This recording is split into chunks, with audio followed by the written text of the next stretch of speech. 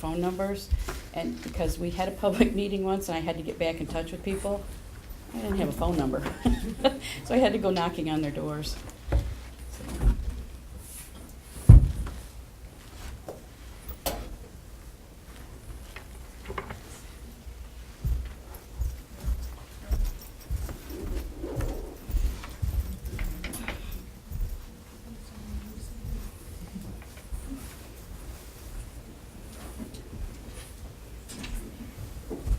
Hi there.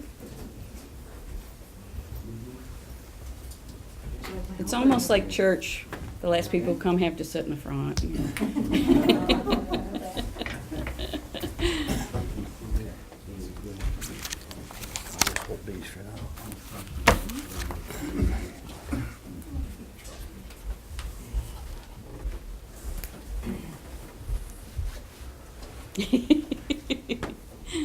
I'm not moving.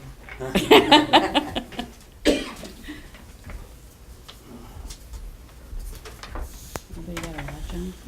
Or phone? Or phone? 6:55. Okay. It's close. It's just not quite right. So.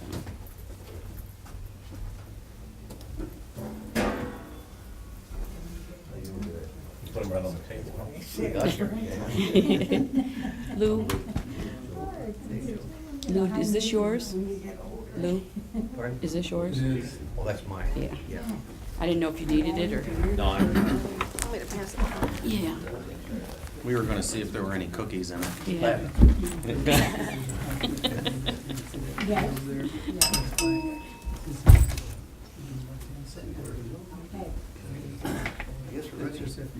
Yeah, we've got a couple of minutes here. That's the Oh. microphone that goes. Oh, sir, do we need to do anything with this, or is it all set?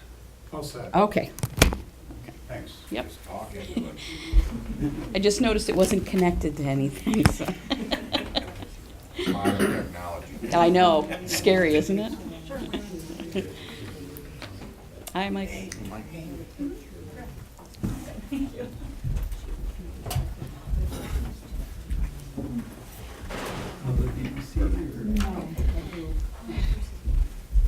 We'll just give it a couple more minutes until exactly 7, and we'll get started then. Okay.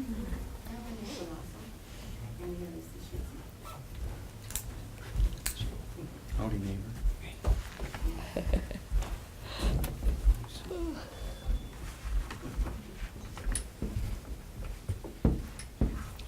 Do you want me to be Vienna? I'll buy a vowel. Pardon me? I'll buy a vowel. You'll buy a vowel.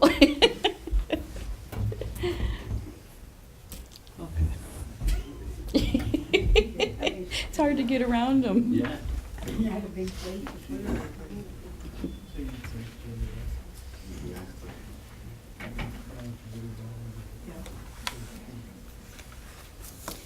You emailed it? Didn't wear my glasses. Yes, I did.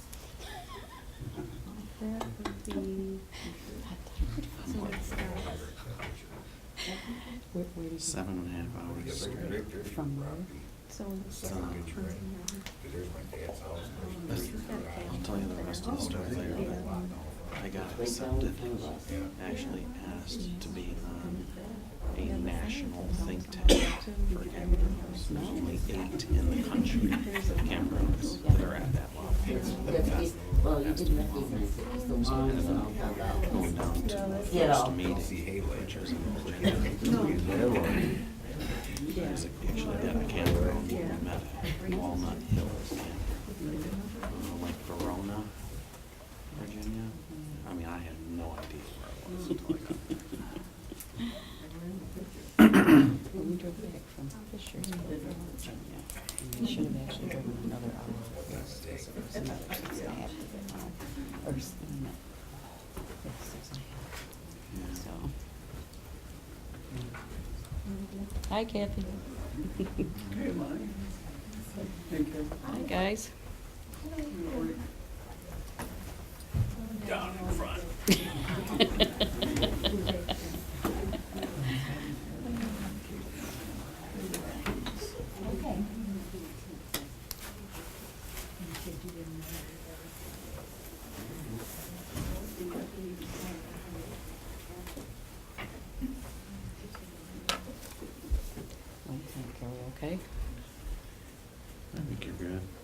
7:01, we're fine. Well, hello everyone, I thank you all for coming.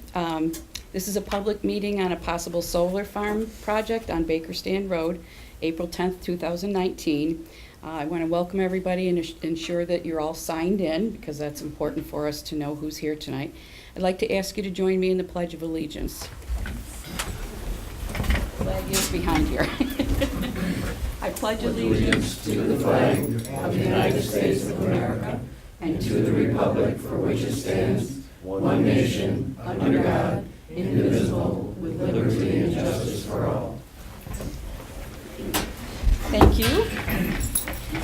I just have a couple of housekeeping rules, and the first is that we do have an exit for emergencies. It's right next to Mr. Cameraman back there. But we also have the entrance that you came in case that we have to exit for any reason. We're not expecting that, but I always like to make sure.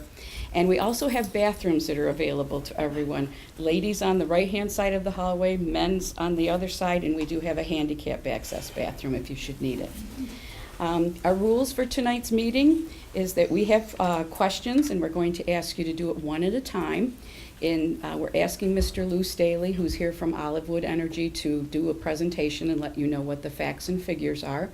And then we're going to go to a question and answer period, and we'll ask you to do it one at a time as you're called upon.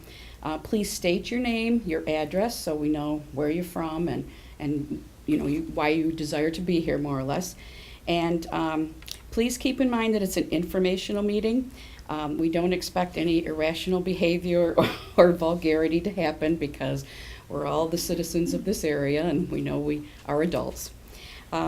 We are here to listen to each other and share our ideas, our concerns, and any knowledge that you may have of solar projects. We sit here as your town board. We are minus one person tonight. That's Sharon Hahn. She is representing us in another meeting that's being held tonight. So she's doing a great job for us as the deputy this evening. But we want to have your ideas, things that you have concerns about, anything that you want to bring up, please let us know, because there are 5 of us and we don't know everything. So that's why we're looking for input from the public, okay? I'd first like to introduce the town board, just so you're aware of them. We did these little name tags, but this is John Tonelli. I'm Lori Fisher. I serve as the supervisor. Kim Palmatier is our councilman, and Joe Weaver is also a councilman. And Lou Staley is the representative from Olivewood Energy, that is the group that proposed this project. I called you the principal overseer of the project in case you're, I don't know what your exact title is, so I gave you one. So Mr. Staley came to the town board last year to introduce the project to us. He came with some information, and he came with the gentleman who's responsible for selling the property on Bakerstand Road. We've also met with NYSERDA twice, which is the New York State Energy Research and Development Group, and they came to us as representatives to say, okay, this is what's happened in other areas, this is what you can and cannot do, this is what we encourage you to do, and so we've kind of been following the guidelines that they gave us as to how to set up a project of this sort. And the second thing that they told us to do was to have a public meeting and make sure that all of the people within the area understand what the project involves and how it may either enhance or not enhance their homesteads for a little period of time in production. And we held the joint meeting with the Yorkshire representatives, because they also have a project. The Machias and Yorkshire line has a project also with this group of Olivewood Energy. So they were invited to participate with us also, and they did come to that. We're asking Mr. Staley to offer his company's information about the project, and then we're seeking your questions and feedback. So thank you for coming, and we'll let Mr. Lou Staley get started. Thank you. Mm-hmm. I'd like to, a colleague, friend is Ms. DuPauli. Hi. Hello. Hello. And she's from E&E, that's Ecology and Environment. And DuPauli is working with us in regard to some of the regulatory hurdles, things that we have to do in order to get this project permitted. And she has an office within her company up in Lancaster, New York. E&E is a very large worldwide environmental company, and they've done a significant amount of solar work, and therefore we evaluated companies that could help us from the standpoint of the permitting and the rigorous type of permitting that they have here in the state of New York. Why E&E fell right out, and it's very good because basically I'm from, again, my name is Louis Staley. I'll give you a card here, but I'm also, my children were born in New York, and my son, we just found out, actually that my son graduated in her class. Found out that he just called me when I went outside, and basically said, hey, you tell DePauli Oberoi that I know her. And so it was sort of like a get-together. But Ms. Fisher mentioned NYSERDA. Now, NYSERDA is the New York State Energy Research and Development Authority in Albany. And they are working with the various agencies, principally the New York State New York State Department of Environmental Conservation in regard to these projects. These projects have come about mainly because the state of New York feels that we need to get away from coal, we need to get away from burning oil, and also nuclear power in order to develop a more favorable, a more environmental pleasing form of electricity. And so they set a goal. The state of New York has set a goal.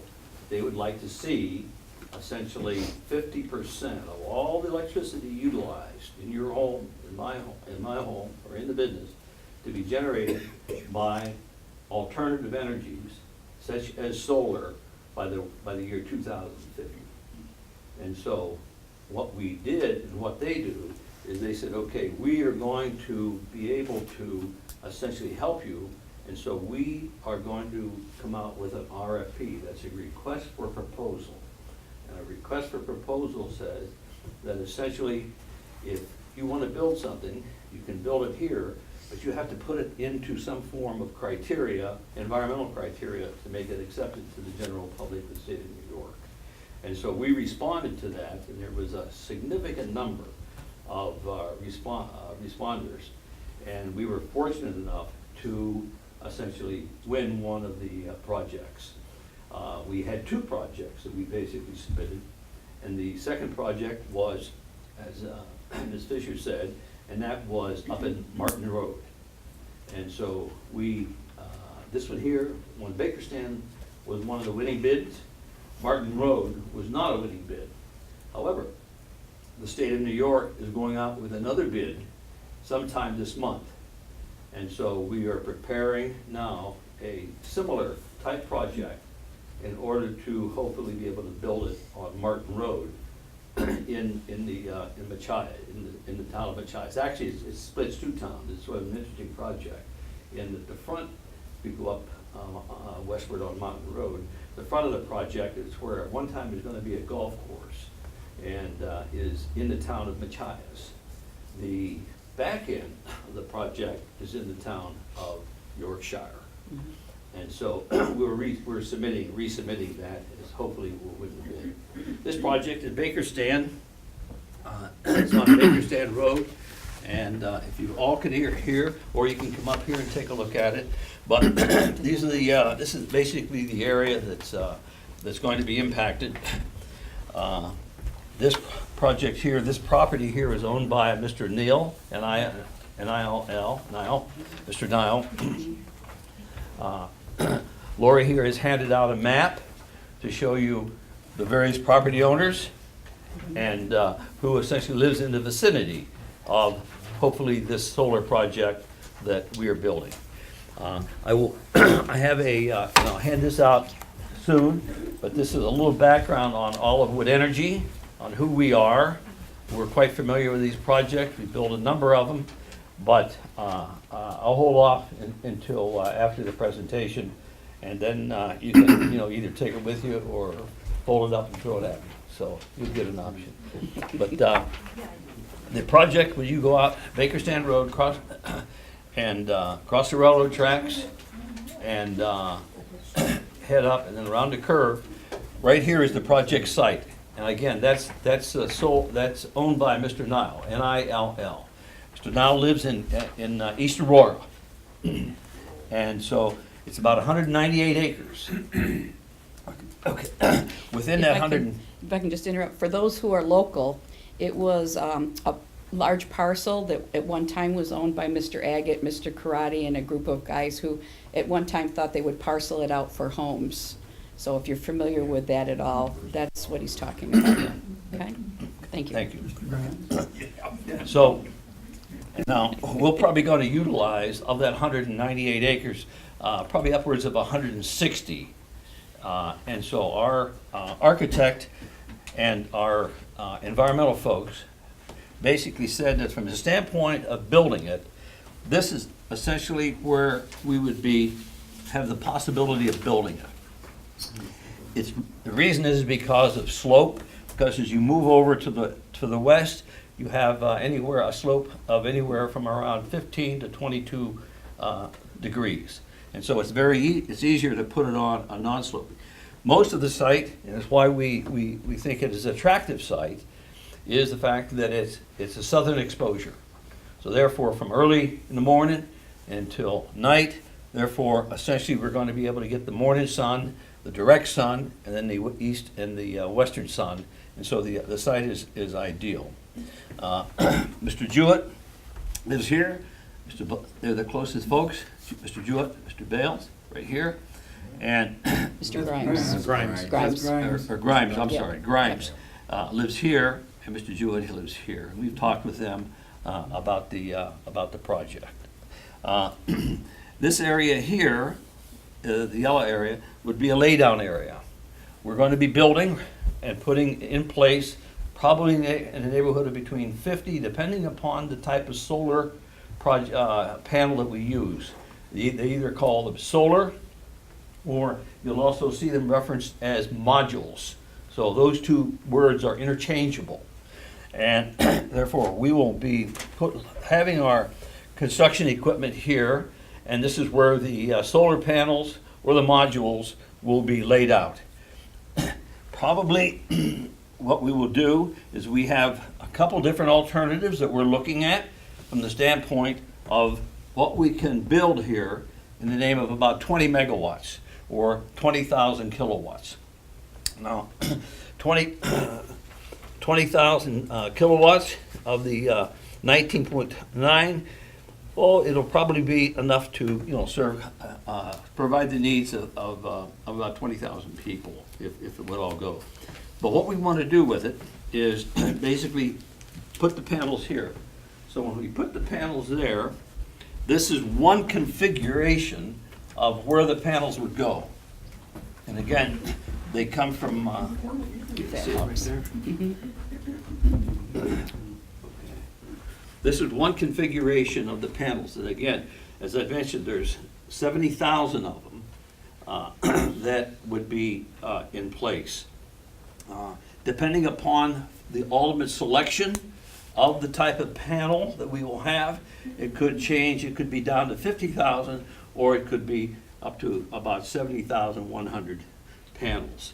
These are the areas that we would probably right now look at installing, simply because of their slope and also of bypassing possible wetlands. And so of the 198 acres, therefore, we'd be looking at in the neighborhood of about 160 acres, could be as low as 140, because the efficiency of these photovoltaic cells are improving. In fact, I just read a report today, a technical report today in Science, where the best so far has been about 20% efficiency. Now that means that if you take all the energy and all the photons from the sun coming down, the best you should be able to get is about anywhere from 14 to about 20%. However, the new technology that's coming in, and it's coming in rapidly, will probably get us up to as high as 30%, probably within the next couple of years. And so that's dramatic. That is really dramatic. And just to give you an idea, to get the same 20 megawatts and to be able to go up to a third more, therefore it'd require 1/3 less land.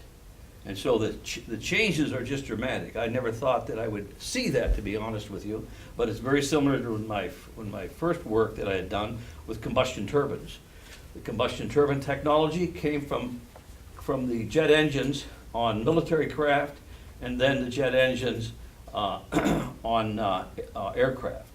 When I first got into power generation, you would have had me not believe that you could install a jet engine, an aeroderivative that would be on aircraft, and put them into electric generation with reliability.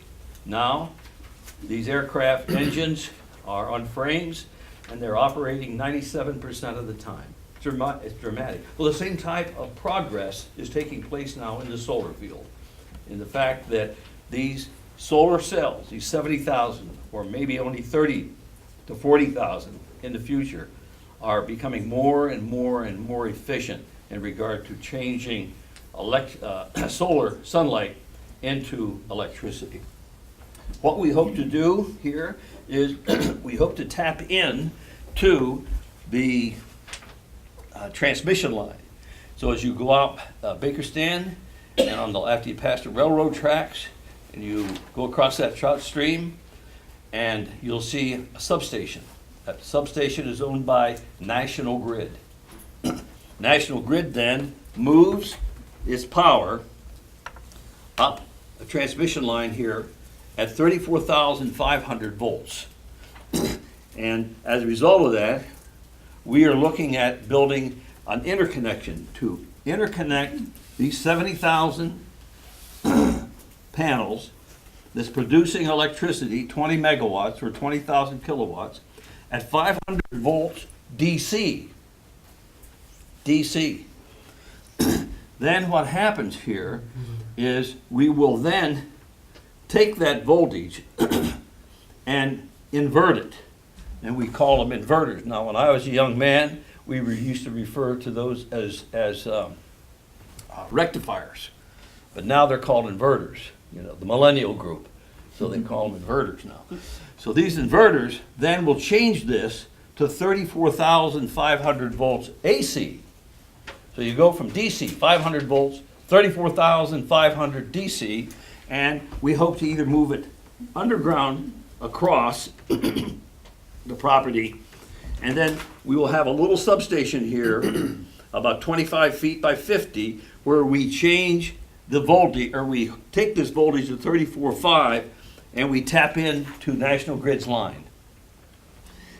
There's another option, and that is, and we're looking at exploring that, but that is to put it underground. So we tap here, see right here, and then come down Bakerstand Road on both sides, very similar to what National Fuel is doing now.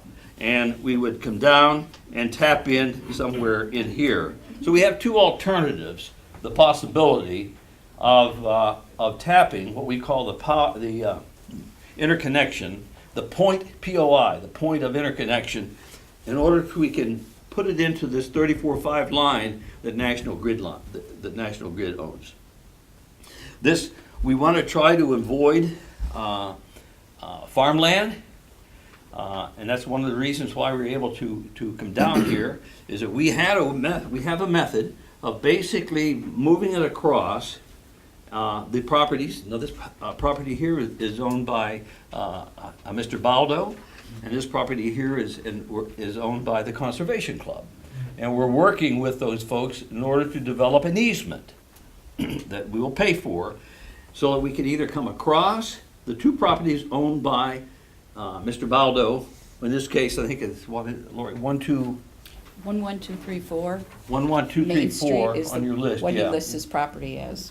Yeah, and it would be, again, way north of Grimes, and coming across, and Mr. Baldo owns this cottage here, and we'd be here, and again, this would be underground, over to the line.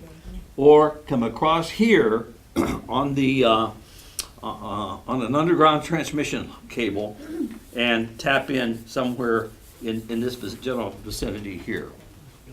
Now, the other thing that I'd like to point out is that with these solar panels, we'd be looking at a project that would probably be, it could be 40 years, it could be 60 years. And this is why. The technology is changing.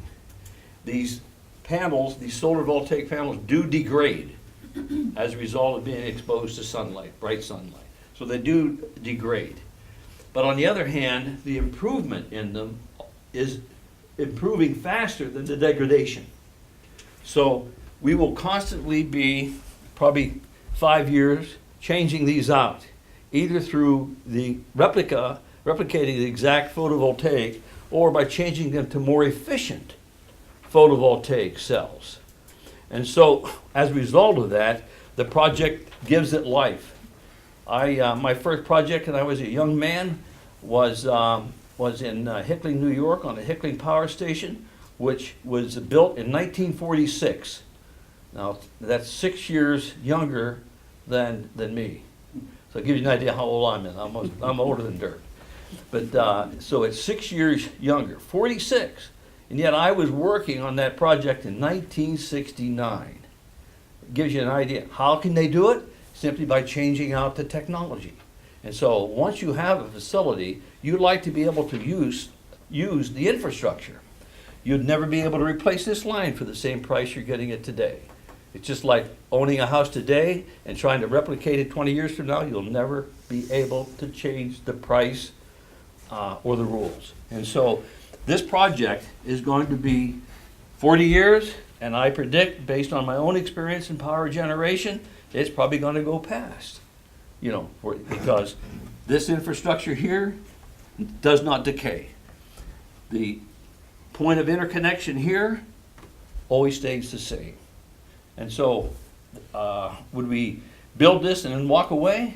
No, I don't believe so, and I can't tell you we will. Because of the fact that the availability of this property that we're buying, the availability of the transmission systems that we're going to have through easements, basically cannot be replaced 20 years from now or 30 or 40 years from now. So this project is going to be hopefully here a long time. In conclusion, I'm going to hand out a little piece here, but we have to meet the criteria of the state of New York from the standpoint of getting permits. And that's why one of the aspects of this meeting is to make sure you have adequate public information in regard to this project. And I certainly want to thank the council and the supervisor for inviting us here from the standpoint of learning more and more about the solar project. One of the things that we did is to try to assimilate what are you going to see, and it's very interesting. The Bakerstand Solar project, and that's a picture of what it would look like coming down the road.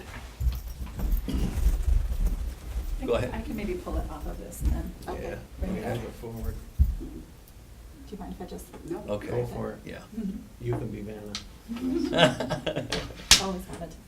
Yeah.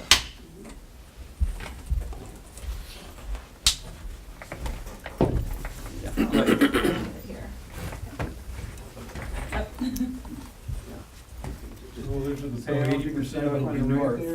Pardon? 80% of the solar Roughly panels will be- 80% of the panels will be north. Yeah. It's very interesting, when you go to the homes there, because of the interesting terrain, when you drive up to their homes, and then it flattens out, and then goes up, our architect had an extremely difficult time of picturing of what it would look like if you're coming east on Bakerstand Road.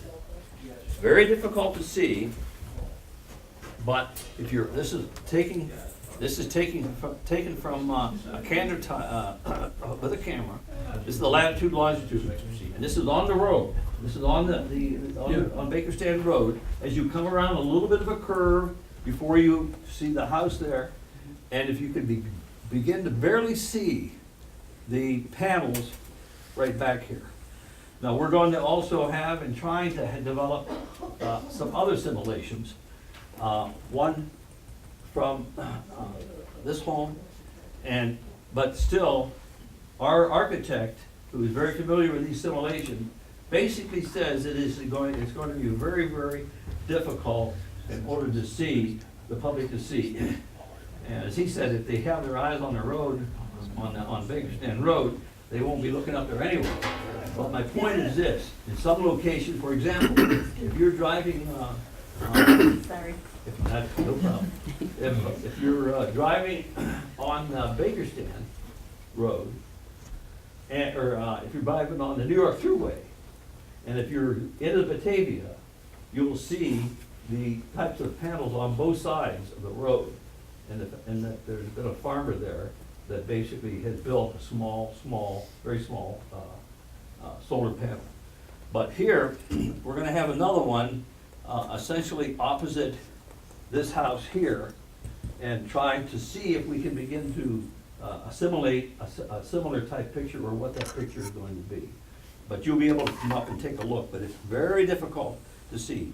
And so the architect who worked at Saratoga Associates said it's probably one of the best sites he's ever tried to do an assimilation, because of the fact that you're not going to be able to see that much of the site.